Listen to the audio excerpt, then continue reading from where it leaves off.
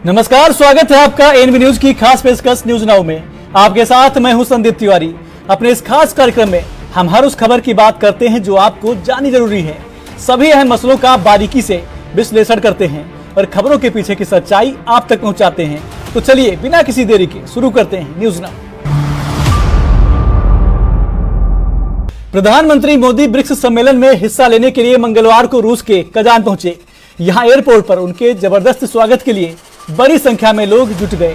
PM Modi ने यहां BRICS देश के नेताओं के साथ द्विपक्षीय बैठक करेंगे। इसके अलावा वे कई अन्य कार्यक्रमों में भी शामिल होंगे। रिपोर्ट देखिए। ब्रिक्स शिखर सम्मेलन में शामिल होने के लिए रूस पहुंचे पीएम मोदी। भारत के प्रधानमंत्री नरेंद्र मोदी 16वें ब्रिक्स शिखर सम्मेलन में शामिल होने के लिए मंगलवार को रूस पहुंच गए हैं। ये सम्मेलन रूसी शहर कजान में हो रही है। कजान पहुंचने पर रूस के राष्ट्रपति व्लादिमीर पुतिन ने भारतीय पीएम नरेंद्र मोदी का औपचारिक तौर पर स्वागत किया। राष्ट्रपति पुतिन ने इस दौरान पीएम मोदी से कहा कि हमारे संबंध बहुत पुराने हैं। उन्होंने भारत और रूस को ब्रिक्स के मूल सदस्य देश बताया। पीएम मोदी ने स्वागत के लिए पुतिन का धन्यवाद किया। इस दौरान मोदी ने पुतिन के सामने यूक्रेन युद्ध पर भी स्पष्ट संकेत देते हुए कहा कि जंग किसी भी समस्या का हल नहीं है, बातचीत के जरिए ही किसी भी मुद्दों को हल किया जा सकता है। कजान के साथ भारत के गहरे और ऐतिहासिक संबंध। रूस के कजान में प्रधानमंत्री नरेंद्र मोदी ने कहा, मैं आपकी मित्रता और गर्मजोशी भरे स्वागत के लिए आपका आभार व्यक्त करता हूं। इस शहर के साथ भारत के गहरे और ऐतिहासिक संबंध रहे हैं। कजान में भारत के नए कॉन्सुलेट खुलने से ये संबंध और मजबूत होंगे। इसी के साथ प्रधानमंत्री नरेंद्र मोदी ने कहा, पिछले 1 वर्ष में ब्रिक्स की सफल आवश्यकता के लिए मैं आपको बधाई देता हूं। 15 वर्षों में ब्रिक्स ने अपनी विशेष पहचान बनाई है और अब विश्व के सफल देश इससे जुड़ना चाहते हैं। कल मैं ब्रिक्स सम्मेलन में हिस्सा लेने के लिए उत्सुक हूँ। एक्सेलेंसी, मैं आपकी मित्रता, गर्मजोशी भरे स्वागत और आतिथ्य सत्कार के लिए हार्दिक आभार व्यक्त करता हूं। मेरे लिए खुशी की बात है कि ब्रिक्स समिट के लिए कजान जैसे खूबसूरत शहर में आने का अवसर मिला है। इस शहर के साथ भारत के गहरे और ऐतिहासिक संबंध रहे हैं। कजान में भारत के नए कॉन्सुलेट के खुलने से ये संबंध और मजबूत होंगे। एक्सेलेंसी, पिछले 1 वर्ष में ब्रिक्स की सफल अध्यक्षता के लिए मैं आपको बधाई देता हूं। 15 वर्षों में ब्रिक्स ने अपनी एक विशेष पहचान बनाई है और अब विश्व के अनेक देश इससे जुड़ना चाहते हैं। कल मैं ब्रिक्स समिट में भाग लेने के लिए उत्सुक हूं। शांतिपूर्ण तरीके से हो समस्याओं का समाधान। प्रधानमंत्री नरेंद्र मोदी ने कहा, रूस और यूक्रेन के बीच चल रहे संघर्ष के विषय पर हम लगातार संपर्क कर रहे हैं। जैसा कि मैंने पहले कहा है, हमारा मानना है कि समस्याओं का समाधान शांतिपूर्ण तरीके से किया जाना चाहिए। हम शांति और स्थिरता की जल्द से जल्द बहाली का पूरा समर्थन करते हैं। हमारे सभी प्रयास मानवता को प्राथमिकता देते हैं। भारत आने वाले समय में हर संभव सहयोग देने के लिए तैयार है। रूस और यूक्रेन के बीच चल रहे संघर्ष के विषय पर हम लगातार संपर्क में रहे हैं। जैसा मैंने पहले भी कहा है, हमारा मानना है कि समस्याओं का समाधान शांतिपूर्ण तरीके से ही होना चाहिए। शांति और स्थिरता की जल्द से जल्द बहाली का हम पूरी तरह समर्थन करते हैं। हमारे सभी प्रयास मानवता को प्रमुखता देते हैं। आने वाले समय में भी भारत हर संभव सहयोग देने के लिए तैयार है। एक्सेलेंसी, आज इन सभी विषयों पर विचार साझा करने का एक और महत्वपूर्ण अवसर है। एक बार फिर बहुत बहुत धन्यवाद। कजान में भारतीय वाणिज्य दूतावास खोलने का फैसला। तो वहीं रूस के राष्ट्रपति व्लादिमीर पुतिन ने कहा, अंतर सरकारी आयोग की अगली बैठक 12 दिसंबर को नई दिल्ली में होने वाली है। हमारी परियोजनाएं लगातार विकसित हो रही हैं। आपने कजान में भारतीय वाणिज्य दूतावास खोलने का फैसला किया, हम इसका स्वागत करते हैं। भारत की नीतियों से हमारे सहयोग को फायदा होगा।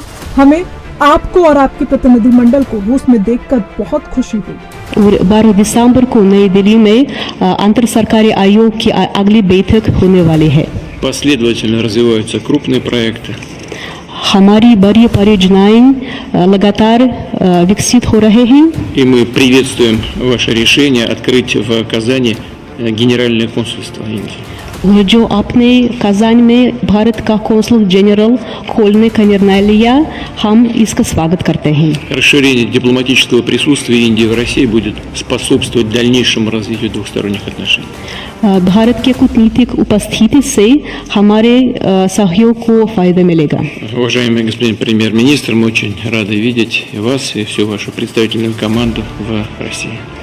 माननीय प्रधानमंत्री जी, हम आपको और आपकी प्रतिनिधि मंडल रूस में देखने से हमको बड़ी खुशी है। केक, लड्डू, नृत्य, कृष्ण भजन और भारत माता की जय के नारे।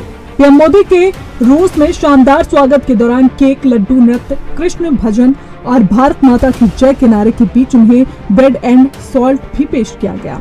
पीएम मोदी ने उन सबका अभिवादन स्वीकार किया और उन लोगों से बातचीत करने की कोशिश भी की। Special desk ANB news. Uttar Pradesh में पुलिस एनकाउंटर को लेकर लगातार सवाल उठ रहे हैं, जिसके बाद अब योगी सरकार की ओर से पारदर्शिता लाने के लिए नई गाइडलाइंस जारी कर दी गई है।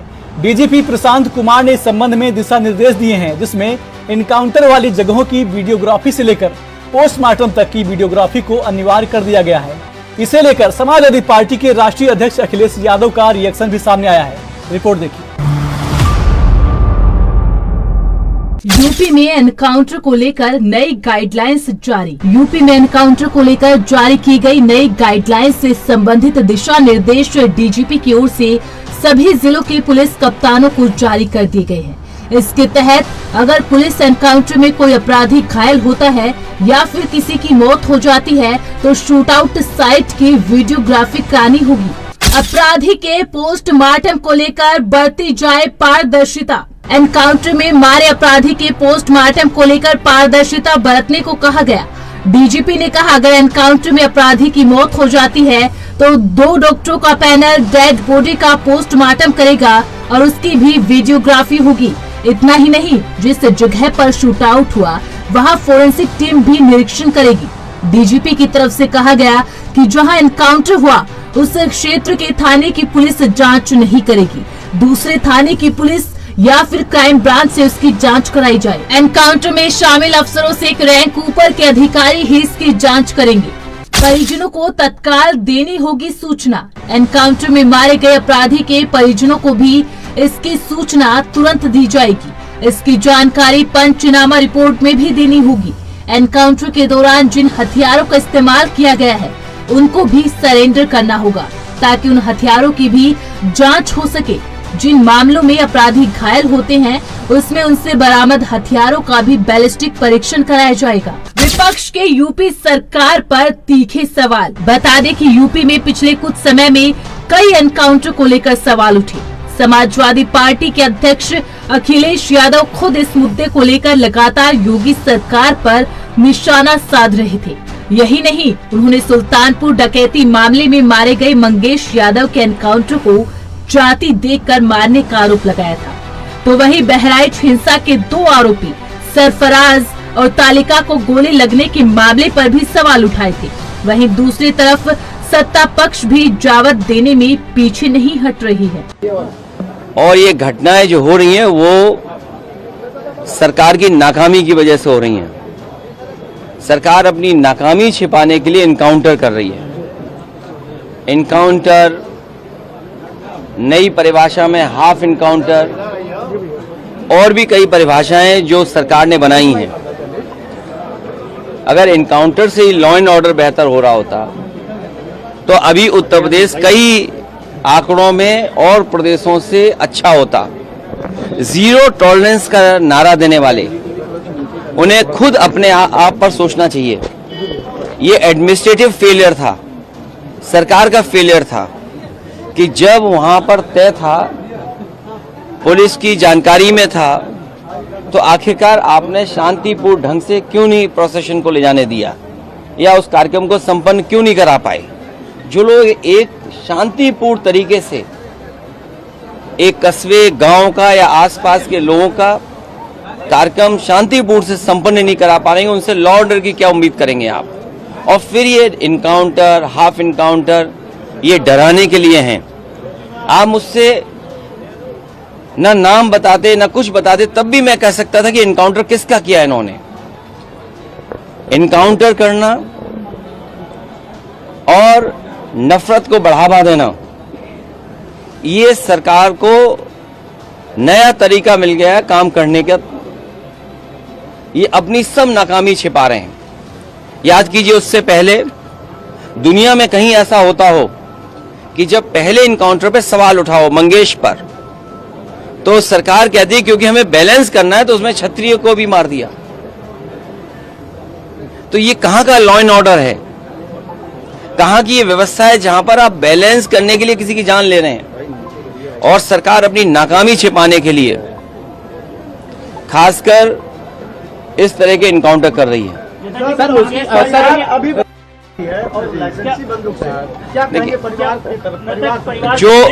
जो घटना हुई दुखद हुई, जो घटना हुई दुखद थी, और ऐसी घटना समाज में ना हो। जो वहां पर फेलियर था, हमारे साथी ये पूछ रहे हैं कि आप क्या करते या क्या परिवार से मिलेंगे। जो दुखी परिवार होगा उसको न्याय दिलाने के लिए हम लोग काम करेंगे। लेकिन सवाल ये वही खड़ा हो जाता है कि सरकार की नजर में भेदभाव नहीं होना चाहिए। सरकार, जो अंग्रेजों ने कभी नारा दिया था, डिवाइड एंड रूल, जब पुलिस के ऊपर कोई पुलिस पकड़ने जाएगी, अगर कोई पुलिस के ऊपर गोलियों की बौछार करेगा तो पुलिस जो है उसको जो है माला पहनाएगी या फूलों की वर्षा करेगी। पुलिस हमेशा उनको गिरफ्तार करने का, अपराधी प्रवृत्ति के लोगों को गिरफ्तार करने जाती है। अगर वो हरकत करते हैं तो पुलिस की तरफ से फायरिंग होती है। वो चाहे मरे, जिंदा या मुर्दा, उनको पकड़ना है। अपराध अगर करना है तो अंदर जमीन के अंदर रहना पड़ेगा या ऊपर जाना पड़ेगा, या तो जेल में, और नहीं तो कायदे से जिस तरह कानून चल रहा है 7.5 साल से, उसी तरह देश प्रदेश में व्यवस्था रहनी चाहिए। देखिए, समाज की सुरक्षा और सौहार्द किसी भी सरकार की संवैधानिक रिस्पॉन्सिबिलिटी है, संवैधानिक कर्तव्य है।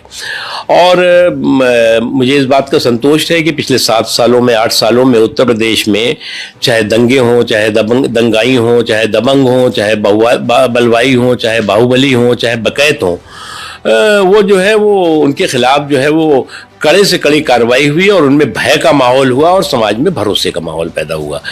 इसलिए जो भी गाइडलाइन स्टेट गवर्नमेंट ने जारी की है वो निश्चित तौर से समाज की सुरक्षा और सौहार्द को सशक्त करने में मददगार होनी चाहिए। हालांकि डीजीपी प्रशांत कुमार का कहना है कि इस गाइडलाइन से मुठभेड़ों की निष्पक्षता को बढ़ावा मिलेगा। एनकाउंटर स्थल की जांच में फोरेंसिक लैब के विशेषज्ञों को शामिल किया जाएगा। यह कदम जांच की गुणवत्ता को बढ़ाने के लिए महत्वपूर्ण है, जिससे निष्पक्ष और सटीक परिणाम प्राप्त किए जा सके। संबंधित थाने की बजाय मुठभेड़ किसी दूसरे थाने और क्राइम ब्रांच को सौंपी जाएगी, जिससे पक्षपात की संभावना खत्म हो जाएगी। Special desk ANB news. Maharashtra में सीट बंटवारे पर महाविकास अघाड़ी में सियासी घमासान मचा हुआ है। कांग्रेस और उद्धव ठाकरे वाली शिवसेना के बीच तनातनी चल रही है। इस बीच कांग्रेस नेता बाला साहेब थोराट ने एनसीपी एसपी के अध्यक्ष शरद पवार से मुलाकात की। इस मुलाकात का उद्देश्य उनकी पार्टी और शिवसेना यूबीटी के बीच सीट बंटवारे के बारे में चल रहे तनाव को खत्म करना है। तो वहां सीटों के बंटवारे को गठबंधन की मजबूती को लेकर नाना पटोले का भी बयान सामने आया है। रिपोर्ट देखिए।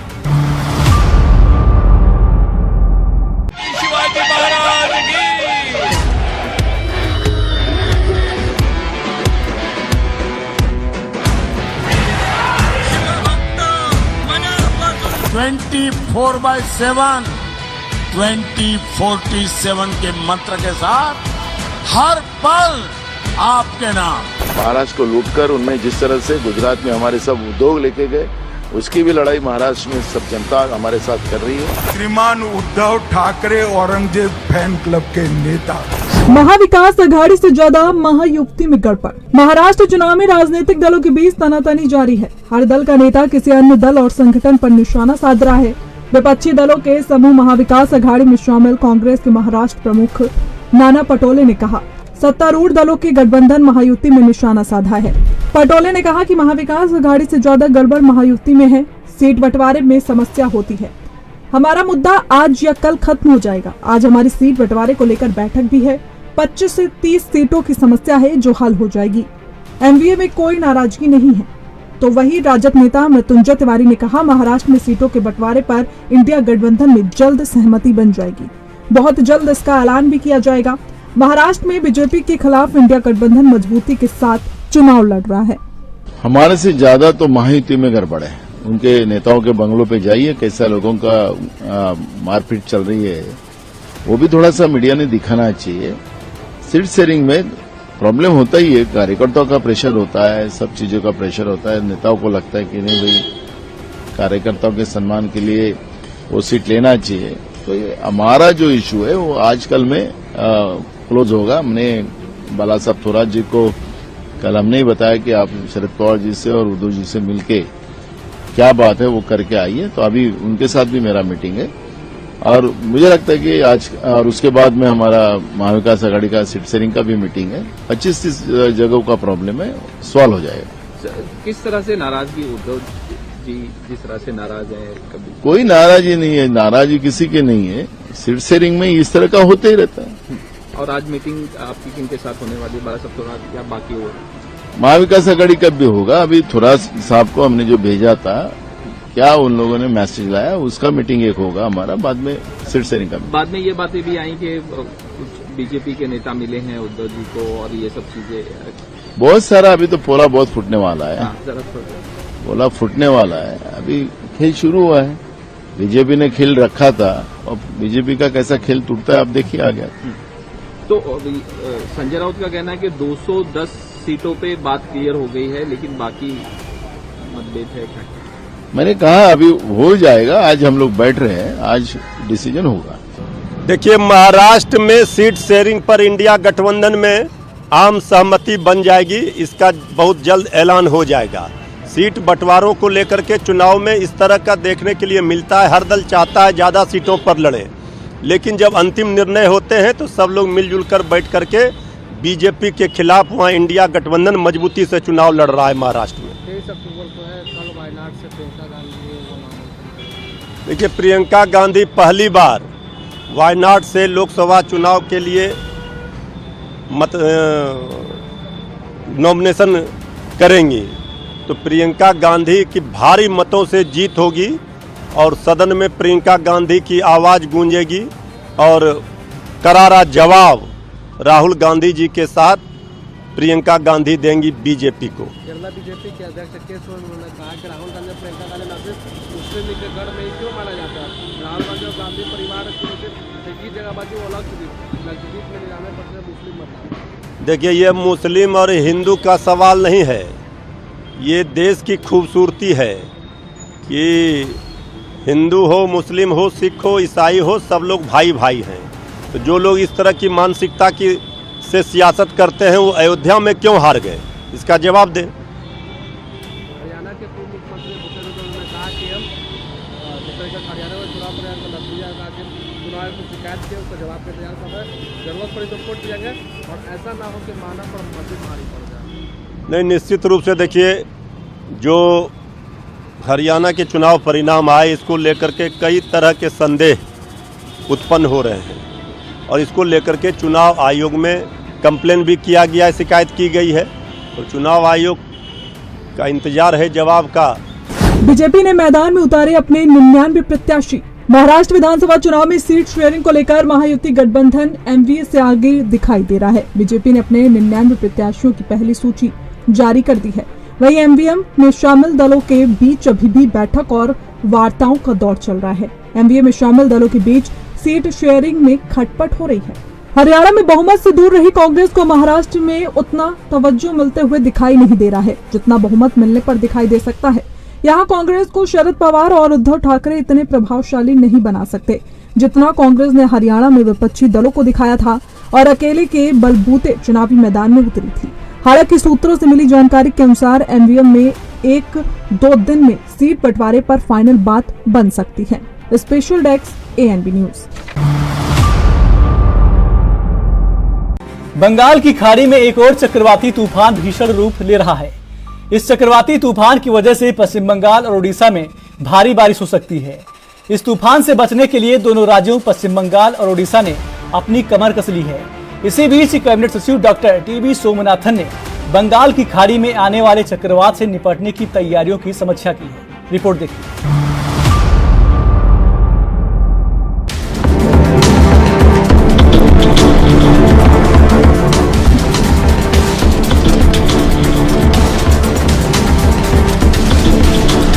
मौसम विभाग ने जारी किया अलर्ट। मौसम विज्ञान विभाग के अनुसार बंगाल की खाड़ी में निम्न दबाव का क्षेत्र बन रहा है। इस वजह से 23 अक्टूबर को ओडिशा तट के पास बंगाल की खाड़ी में चक्रवाती तूफान आ सकता है। आईएमडी के महानिदेशक मृत्युंजय महापात्रा ने बताया कि इस वजह से समुद्र में हलचल बढ़ जाएगी। इस दौरान हवाएं 100 से 120 किलोमीटर प्रति घंटा तक चल सकती है। उन्होंने आगे कहा, ओडिशा के तटीय इलाकों में 23 अक्टूबर से बारिश होने की संभावना है। 24 और 25 अक्टूबर को ओडिशा में भारी बारिश हो सकती है। चक्रवात दाना को लेकर बोले आपातकालीन सेवा मंत्री सुजीत बोस। चक्रवात दाना को लेकर राज्य प्रशासन की तैयारियों पर पश्चिम बंगाल के अग्निशमन एवं आपातकालीन सेवा मंत्री सुजीत बोस ने कहा, चक्रवात को लेकर बैठक की गई है। विभाग के अधिकारी बैठक में मौजूद थे। हम 85 स्टेशनों में टीमें तैनात करेंगे जो परिस्थिति को देखेंगे, जिसमें दक्षिण कोलकाता में 11 है, उत्तर कोलकाता में 8, दक्षिण 24 परगना में 12 है, उत्तर 24 परगना में 24, हावड़ा में 6, हुगली में 13 है, पश्चिम मेदिनीपुर में 4, पूर्व मेदिनीपुर में 5 टीमें तैनात की जाएगी। इसके साथ ही कंट्रोल रूम में मॉनिटरिंग की व्यवस्था होगी। ना, साइक्लोन आने का पहले हम लोग हर साल भी मीटिंग करते हैं। इस साल भी डिपार्टमेंट मीटिंग किया है। मीटिंग के बाद अभी प्रेस कॉन्फ्रेंस हो रहा है। हमारा साथ हमारा एडिशनल चीफ सेक्रेटरी डीजी साहब सब भी है। तो हम लोग सीनियर ऑफिसर लेके आप लोग को प्रेस कॉन्फ्रेंस किया है। हम लोग को क्या क्या प्रस्तुति लिया है इधर के लिए वो हम लोग बताया है। हम लोग 85 टीम मौजूद करेगा। ये टीम में हमारा जो स्टेशन है वो स्टेशन का बोला है, ये 85 स्टेशन में हम लोग का टीम रहेगा। ये टीम स्पेशली हम लोग जो जिला में झड़ जाएगा वो टाइम में हम लोग ज्यादा शक्तिशाली करेगा। हम लोग बोला है जो मेरा दक्षिण कोलकाता 11 टीम रखेगा, उत्तर कोलकाता 8 टीम रखेगा, दक्षिण 24 परगना 12 टीम, उत्तर 24 परगना 24 टीम, हावड़ा 6 टीम, हुगली 13, पश्चिम मेदिनीपुर 4, पूर्व Medinipur 5, total 85 team with equipment सब रेडी करेगा। है मेरा कंट्रोल रूम रहेगा।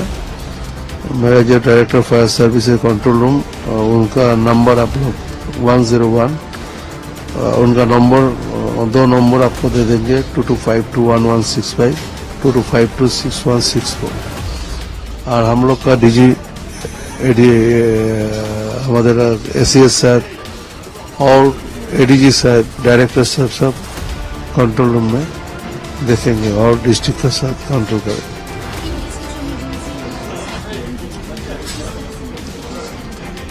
किस तरह का पहुंचेंगे, कुछ प्रॉब्लम होगा तो हमारा मैसेज आ ही जाएगा तो हम लोग काम करेगा।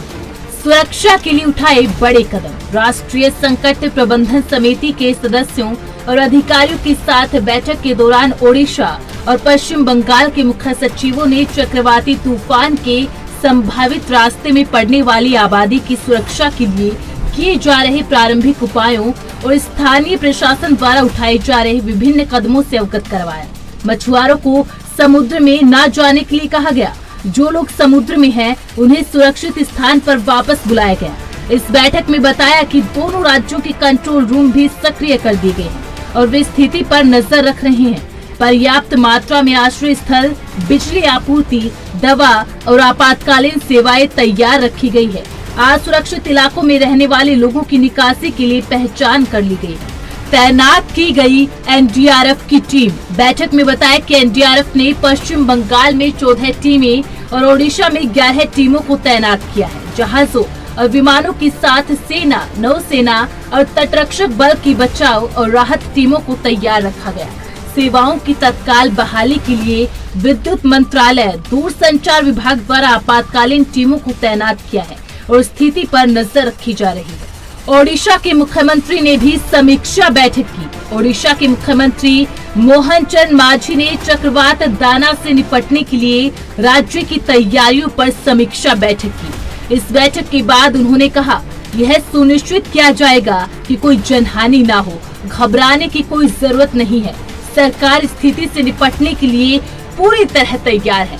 संवेदनशील क्षेत्रों की पहचान करने के बाद 100% निकासी की जाएगी। एनडीआरएफ, ओडीआरएफ और अग्निशमन सेवा की टीमों को तैयार रखा गया। सरकार स्थिति पर बारीकी से नजर रख रही है। उन्होंने आगे कहा, चक्रवात आश्रयों को सभी बुनियादी जरूरतों और जरूरी वस्तुओं से लैस किया जाएगा। बिजली, पानी की आपूर्ति, टेलीफोन और सड़क संचार की जल्द बहाली के लिए भी चर्चा की गई।